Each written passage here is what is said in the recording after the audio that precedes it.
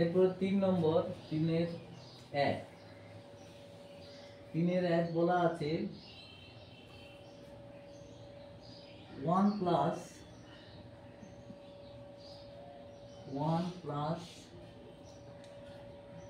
log a নিদান 10 equal to 2 log b নিদান 10 হলে a কে b দ্বারা প্রকাশ করো। তাহলে আমরা a equal to b দ্বারা নির্ণয় করব। তো তাহলে প্রথমে আমরা লিখি, তাহলে or 1 এর পরিবর্তে আমরা লিখতে পারি, দেখো log 10 নিদান 10 প্লাস log a নিদান 10 ইকুয়াল টু log, এটাকে আমরা এই দুইটাকে b এর পাওয়ারে নিয়ে যাচ্ছি, b স্কয়ার নিদান 10। তাহলে or log দুটো যোগ আছে, নিদানটা সমান, তাহলে নিদানটা 10 লিখে এটা 10a ইকুয়াল টু লিখতে পারি log b স্কয়ার নিদান 10। নিদান সমান হয়ে গেল, সুতরাং আমরা লিখতে পারি 10a ইকুয়াল টু হচ্ছে b স্কয়ার। তাহলে a equal to b square by 10।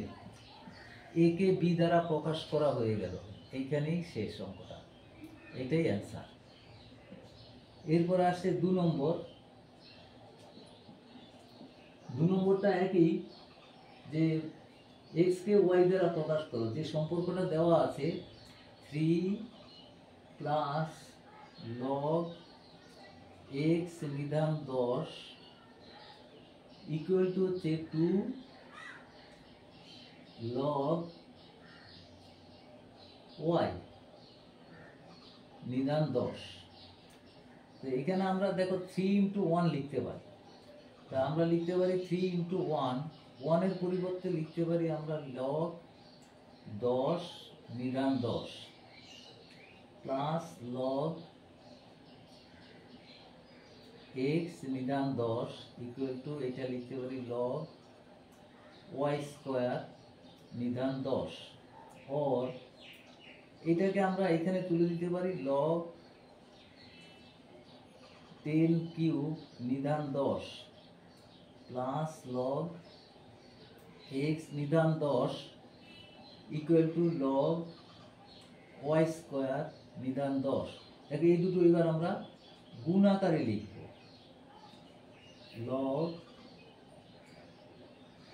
x 10 cube equal to হচ্ছে log y স্কয়ার নিদান 10, এখানেও নিদান 10টা হবে।